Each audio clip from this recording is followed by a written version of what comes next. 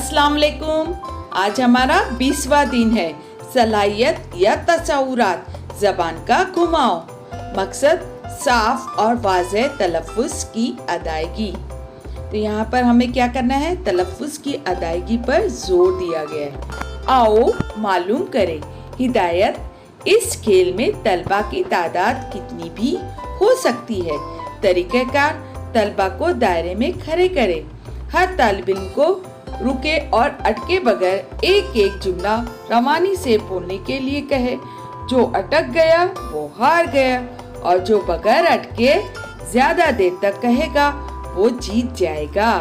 आमोजिशी महासिल, सुनी हुई बातों को या ज़बान के अक्सर अल्फाज को लुत्फ अंदोज होकर दोहराता है और मवाद का मतलब और मकसद का अंदाजा लगाता है। आओ अहलियत पैदा करें। यहाँ पर जुमले दिए गए हैं, चलिए हम इसे दोहराते हैं। आप इसे सुनेंगे और हमारे बाद दोहराएंगे। नंबर 1, कच्चा पापड़ पक्का पापड़। नंबर 2, जो हंसेगा वो फंसेगा, जो फंसेगा वो हंसेगा। नंबर 3, पीतल के पतीले में पपीता पीला पीला। नंबर 4, खड़क सिंह के खड़कने से खड़कती है खिड़कियाँ, खिड़कियों के खड़कने से खड़कता है खड़क सिंह।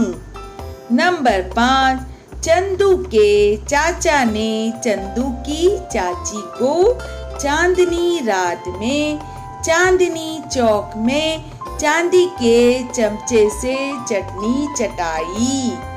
नंबर 6, ऊंट ऊंचा ऊंट की पीठ ऊंची, ऊंची पूंछ ऊंट की। नंबर 7, पके पेड़ पर पका पपीता, पकड़ा पेड़ या पका पपीता। आओ मश्क करें।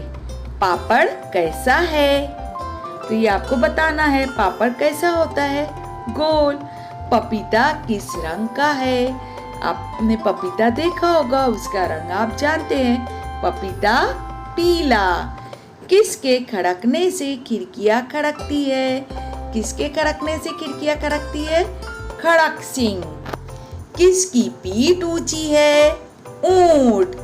चांदी के चमचे से चटनी किसने चटाई? चंदू के चाचा ने।